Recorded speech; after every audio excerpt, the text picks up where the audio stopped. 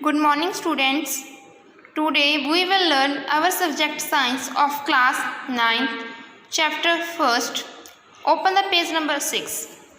So our topic is can matter changes its state. ਕਹਿੰਦੇ ਜਿਵੇਂ ਕਿ ਹੁਣ ਮੈਟਰ ਦੀ ਤਿੰਨ ਸਟੇਟਸ ਦੱਸੀਆਂ ਸੀ ਆਪਾਂ ਸੋਲਿਡ ਲਿਕੁਇਡ ਗੈਸ ਕਹਿੰਦੇ ਮੈਟਰ ਆਪਣੀ ਸਟੇਟ ਚੇਂਜ ਕਰਦਾ ਰਹਿੰਦਾ ਮਤਲਬ ਕਿ solid to liquid liquid to gas gas to solid ਜਾਂ solid to liquid to solid ਇੱਦਾਂ ਚੇਂਜ ਕਰਦਾ ਰਹਿੰਦਾ we all know from our observation that water can exist in 3 state of matter ਕਹਿੰਦੇ ਜਿਹੜੀਆਂ ਹੁਣ ਤੱਕ ਆਪਾਂ ਆਬਜ਼ਰਵੇਸ਼ਨ ਕੀਤੀਆਂ ਕਿ ਉਹਨਾਂ ਤੋਂ ਪਤਾ ਲੱਗਦਾ ਕਿ ਪਾਣੀ ਦੀਆਂ ਤਿੰਨ ਸਟੇਟਸ ਨੇ ਸੋਲਿਡ ਜਿਵੇਂ ਕਿ ਉਹ ਆਈਸ ਬਣਦਾ ਲਿਕੁਇਡ ਜਿਵੇਂ ਕਿ ਪਾਣੀ ਦੀ ਤਰ੍ਹਾਂ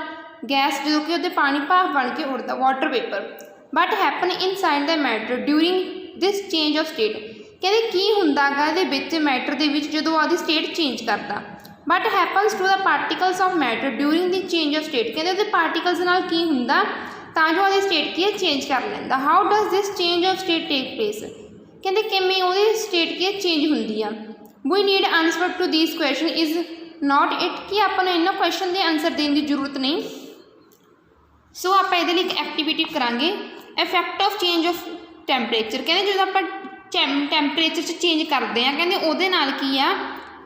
ਸਟੇਟ ਕੀ ਮੈਟਰ ਦੀ ਚੇਂਜ ਹੁੰਦੀ ਆ ਸੋ ਐਕਟੀਵਿਟੀ ਰੀਡ ਕਰਦੇ ਹਾਂ ਆਪਾਂ take about 150 gram of ice in a beaker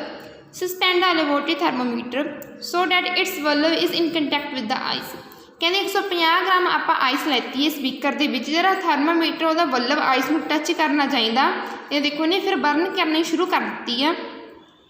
ਠੀਕ ਹੈ conversion of ice to water ਫਿਰ ਇਹਦੇ ਵਿੱਚ ਇਹ ਡਾਇਗਰਾਮ ਵਿੱਚ ਇਹ ਕੀ ਕਰਦਾ ਗਾ ਜਿਹੜੀ ਆਈਸ ਹੁੰਦੀ ਆ ਉਹ 'ਤੇ ਇਹ ਕੀ ਕਰਦਾ ਗਾ ਪਾਣੀ ਬਣਾਉਂਦਾ ਗਾ ਠੀਕ ਹੈ ਫਿਰ ਇਹਦੇ ਵਿੱਚ ਕੀ ਕਰਦਾ ਪਾਣੀ ਤੋਂ ਕੀ ਬਣਾਉਂਦਾ ਗਾ ਵੇਪਰ ਮਤਲਬ ਗੈਸੀਅਸ ਸਟੇਟ ਦੇ ਵਿੱਚ ਲੈ ਕੇ ਜਾਂਦਾ ਗਾ ਹੁਣ ਨੈਕਸਟ ਆਪਾਂ ਪੇਜ ਨੰਬਰ 7 ਤੇ ਆ ਗਏ ਹਾਂ first point start heating and beaker on the low flame ਪਹਿਲਾਂ ਤਾਂ ਕਹਿੰਦੇ ਬਿਲਕੁਲ ਲੋ ਫਲੇਮ 'ਤੇ ਆਪਾਂ ਹੀਟ ਕਰਨਾ ਸ਼ੁਰੂ ਕਰਾਂਗੇ ਨੋਟ ਦਾ ਟੈਂਪਰੇਚਰ ਵੈਨ ਦਾ ਆਈਸ ਸਟਾਰਟ ਮੈਲਟਿੰਗ ਕਹਿੰਦੇ ਜਦੋਂ ਹੁਣ ਆਪਣੇ ਕੋਲ ਥਰਮਾਮੀਟਰ ਲੱਗਿਆ ਹੋਣਾ ਜਦੋਂ ਮੈਲਟ ਹੋਣੀ ਸਟਾਰਟ ਕਰ ਜੇ ਆਈਸ ਤਾਂ ਉਹਦਾ ਟੈਂਪਰੇਚਰ ਨੋਟ ਕਰਾਂਗੇ ਨੋਟ ਦਾ ਟੈਂਪਰੇਚਰ ਵੈਨ ਆਲ ਦੀ ਆਈਸ ਕਨਵਰਟਡ ਇਨਟੂ ਵਾਟਰ ਕਹਿੰਦੇ ਉਹ ਵੀ ਟੈਂਪਰੇਚਰ ਨੋਟ ਕਰਨਾ ਗਾ ਜਦੋਂ ਸਾਰੀ ਦੀ ਸਾਰੀ ਆਈਸ ਪਾਣੀ ਵਿੱਚ ਕਨਵਰਟ ਹੋ ਜਾਏ record your observation for this conversion of solid to liquid ਕਹਿੰਦੇ ਜਦੋਂ ਸਾਰੀ ਦੀ ਸਾਰੀ ਆਈਸ ਪਾਣੀ ਵਿੱਚ ਕਨਵਰਟ ਹੋ ਗਈ ਤਾਂ ਕਹਿੰਦੇ ਉੱਥੇ ਦਾ ਟੈਂਪਰੇਚਰ ਰਿਕਾਰਡ ਕਰਾਂਗੇ ਮਤਲਬ ਕਿ ਸੋਲਿਡ ਲਿਕੁਇਡ ਸਟੇਟ ਦੇ ਵਿੱਚ ਕੀ ਆ ਚੇਂਜ ਹੋ ਗਈ ਆ now put a glass rod in a beaker heat and while stirring the till water start boiling ਕਹਿੰਦੇ ਹੁਣ ਉਹਨੂੰ ਹਿਲਾਉਂਦੇ ਵੀ ਰਹਿਣਾ ਗਾ ਗਲਾਸ ਰੋਡ ਦੇ ਵਿੱਚ ਪਾ ਕੇ ਹਿਲਾਉਂਦੇ ਰਹਿਣਾ ਗਾ ਕਿ ਜਿੰਨਾ ਚੱਕ ਕੀ ਹੈ ਪਾਣੀ ਕੀ ਉਬਲਣਾ ਸਟਾਰਟ ਨਹੀਂ ਰਹਿੰਦਾ ਹੁੰਦਾ keep a careful eye on the thermometer reading till the most of water has vaporised ਕਹਿੰਦੇ ਆਪਦੀ ਅੱਖ ਧਿਆਨ ਨਾਲ ਉੱਤੇ ਥਰਮਾਮੀਟਰ 'ਤੇ ਰੱਖਣੀ ਹੈ ਅਤੇ ਉਹ ਟੈਂਪਰੇਚਰ ਨੋਟ ਕਰਦੇ ਰਹਿਣਾ ਗਾ ਜਦੋਂ ਕਿ ਪਾਣੀ ਭਾਫ ਬਣ ਕੇ ਉੱਡਣਾ ਸਟਾਰਟ ਹੋ ਜੇ record your observation for the conversion of water of to liquid state to gas state ਕਹਿੰਦੇ ਜੇ ਉੱਥੇ ਵੀ ਜਾ ਕੇ ਆਪਾਂ ਆਬਜ਼ਰਵੇਸ਼ਨ ਨੋਟ ਕਰਨੀ ਹੈ ਜਦੋਂ ਲਿਕੁਇਡ ਸਟੇਟ ਟੂ ਕੀ ਹੈ ਵੇਪਰ ਸਟੇਟ ਵਿੱਚ ਚਲਾ ਜਾਵੇ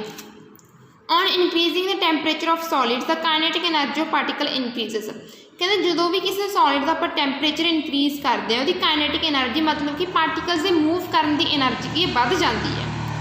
ਡਿਊ to increase in kinetic energy the particle start vibrating ਜਿਹੜੇ ਪਾਰਟੀਕਲਸ ਦਾ ਇਨਕਰੀਜ਼ ਹੋ ਗਈ ਜਦੋਂ ਤੇ ਹੁਣ ਮੂਵ ਕਰਨ ਦੀ ਕੀ ਆ ਕੈਪੈਸਿਟੀ ਵੱਧ ਗਈ ਹੁਣ ਸੋਲਿਡ ਦੇ ਵਿੱਚ ਕੀ ਆ ਪਾਰਟੀਕਲਸ ਬਹੁਤ ਨੇੜੇ ਹੁੰਦੇ ਨੇ ਅਤੇ ਫਿਕਸਡ ਹੁੰਦੇ ਨੇ ਤਾਂ ਕਰਕੇ ਜਦੋਂ ਹੁਣ ਉਹਦੀ ਐਨਰਜੀ ਵੱਧ ਗਈ ਤਾਂ ਸਟਾਰਟਿੰਗ ਦੇ ਵਿੱਚ ਕੀ ਕਰਦੇ ਆ ਪਾਰਟੀਕਲ ਵਾਈਬ੍ਰੇਟ ਕਰਨਾ ਸ਼ੁਰੂ ਕਰਦੇ ਨੇ with greater speed the energy supplied by heat overcomes the forces of attraction between the particles ਕਹਿੰਦੇ ਜਿਹੜੀ ਉਹ ਐਨਰਜੀ ਆਪਾਂ ਸਪਲਾਈ ਕਰਦੇ ਆ ਜਿਹੜੀ ਫੋਰਸ ਆਫ ਅਟਰੈਕਸ਼ਨ ਹੁੰਦੀਆਂ ਪਾਰਟੀਕਲਸ ਦੇ ਵਿੱਚ ਕੀ ਹੁੰਦੀਆਂ ਫੋਰਸ ਆਫ ਅਟਰੈਕਸ਼ਨ ਹੁੰਦੀਆਂ ਉਹ ਉਹਨਾਂ ਨੂੰ ਕੀ ਹੈ ਹੀਟ ਦੇਣੀ ਸ਼ੁਰੂ ਕਰ ਦਿੰਦੀ ਹੈਗੀ ਮਤਲਬ ਫੋਰਸ ਆਫ ਅਟਰੈਕਸ਼ਨ ਕੀ ਟੁੱਟਣੀਆਂ ਸਟਾਰਟ ਕਰ ਦਿੰਦੀ ਆ the particles leave their fixed position and start moving more freely ਜਦੋਂ ਹੁਣ ਐਨਰਜੀ ਆ ਗਈ ਤਾਂ ਜਿਹੜੇ ਪਾਰਟੀਕਲਸ ਉਹਨਾਂ ਵਿੱਚ ਫੋਰਸ ਆਫ ਅਟਰੈਕਸ਼ਨ ਵੀ ਕੀ ਆ ਤੋੜਨੀ ਸ਼ੁਰੂ ਕਰਤੀਆਂ ਤਾਂ ਕਰਕੇ ਜਿਹੜੀ ਉਹਦੀ ਫਿਕਸ ਪੋਜੀਸ਼ਨ ਟੁੱਟਣੀ ਸ਼ੁਰੂ ਹੋ ਜਾਂਦੀ ਹੈ ਅਤੇ ਪਾਰਟੀਕਲਸ ਕੀ ਆ ਫਰੀਲੀ ਮੂਵ ਕਰਨ ਲੱਗ ਜਾਂਦੇ ਆ stage is reached when the solid melt ਕਹਿੰਦੇ ਇੱਕੋ ਸਟੇਜ ਆ ਜਾਂਦੀ ਜਿੱਥੇ ਕਿ ਸੋਲਿਡ ਮੈਲਟ ਹੋ ਜਾਂਦਾ ਇਜ਼ ਕਨਵਰਟਡ ਇਨਟੂ ਲਿਕੁਇਡ ਅਤੇ ਪਾਣੀ ਵਿੱਚ ਬਦਲ ਜਾਂਦਾ ਤਰਲ ਪਦਾਰਥ ਵਿੱਚ the temperature at which the solid melt become a liquid at the atmospheric pressure is called melting point melting point ਦੀ ਡੈਫੀਨੇਸ਼ਨ ਦੇਖੋ ਕਹਿੰਦੇ ਉਹ ਟੈਂਪਰੇਚਰ ਜਿਹਦੇ ਵਿੱਚ ਸੋਲਿਡ ਮੈਲਟ ਹੋ ਕੇ ਲਿਕੁਇਡ ਦੇ ਵਿੱਚ ਕਨਵਰਟ ਹੋ ਜੇ, तो ਪ੍ਰੈਸ਼ਰ ਕੀ ਜਿਹੜਾ ਕਿ ਆਪਣੇ ਐਟਮੋਸਫੇਅਰ ਦੇ ਵਿੱਚ ਪ੍ਰੈਸ਼ਰ ਆ ਉਨਾ ਹੀ ਰਹੇ, ਉਹਨੂੰ ਆਪਾਂ ਮੈਲਟਿੰਗ ਪੁਆਇੰਟ ਕਹਿੰਦੇ ਆ ਦੇਖੋ ਇਹਦੇ ਵਿੱਚ ਵੀ ਕੀ ਹੈ ਡੈਫੀਨੇਸ਼ਨ ਦਿੱਤੀ ਹੋਈ ਆ। ਸੋ ਹੁਣ ਆਪਾਂ ਨੈਕਸਟ ਆ ਗਏ ਆ, the melting point of ice is 273.16 kelvin. ठीक है, कितना मेल्टिंग पॉइंट आइस का कितना गा 273.16 kelvin. The process of melting that is change of solid into the liquid state is known as fusion. जो कोई भी सॉलिड स्टेट लिक्विड के विच जाती है उस प्रोसैस नूं आपां की कहने आगे फ्यूजन कहने आ। When a solid melt its temperature remains the same, so where does the heat energy go. कहते आपां जदों इवें हुंदा गा कि जदों आपां सॉलिड नूं मेल्ट स्टार्ट करना करदे सॉलिड नूं मैल्ट स्टार्ट करते करना, कहते टैंपरेचर जिहड़ा रहिंदा गा सेम रहिंदा। कहते फिर उहदी एनर्जी कित्थे जांदी आ, you must have observe during the experiment of melting point that the temperature of system does not change after the melting point is reached. कहते जदों हुण जिथों सॉलिड नूं मेल्टिंग पॉइंट तक वग गया, मतलब उबल के मतलब पानी बन गया, तो कहते इस तो बाद उहदा की टैंपरेचर चेंज नहीं हुंदा till at the all the ice melt. कहते जिन्ना तक पूरी आइस मेल्ट नहीं होंगी ना उन्ना तक वह टैंपरेचर, जो पूरी आइस मेल्ट हो जाती है उस ते जाके फिर वह टैंपरेचर के कॉन्सटेंट हो जाता। This happens even through we continue heat the beaker. फिर भावें चाहे आप बीकर नूं क्या कॉन्टीन्यूसली हीट दिंदे रहिए, that is we continue to supply heat. This heat get used up in changing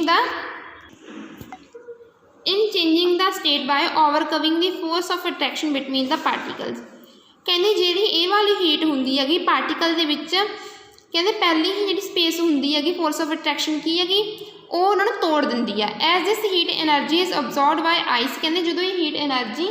ice के विच मतलब बर्फ वगैरह सोखती है without showing any rise in temperature.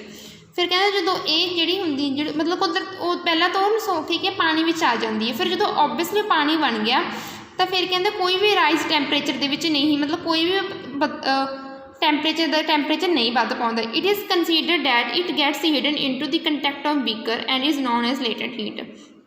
मतलब कि जी हीट होंगी बीकर में मिलनी शुरू हो जाती है, उन्होंने आप कहने लेटेंट हीट। ठीक है, the word latent heat means hidden लुक जाना। The amount of energy that is required to change 1 gram kilogram of solid into the liquid at atmospheric pressure and at its melting point is known as latent heat of fusion. कहते latent heat किहड़ी हुंदी है, जिहड़ी 1 gram ice नूं जां solid नूं अपने atmospheric pressure के उपर आपके मेल्टिंग पॉइंट ते ले आवे तो उन्होंने आप कहने latent heat of fusion. So the particles in water at 0 degree Celsius, 0 degree Celsius मतलब कि 0 डिग्री सैल्सियस कि इक्वल हुंदा गा 273 कैलविन के इक्वल हुंदा। इत्थों देखो have more energy as compare to particle at the same temperature. कहते जेडे पार्टिकल्स 0 डिग्री सैल्सियस से होंगे, ठीक है, उन्होंने एनर्जी सेम होगी, मतलब ज़्यादा होगी, मतलब कि जो दूसरे होर पार्टिकल्स होंगे वो अराउंड उस टैंपरेचर से। ठीक है,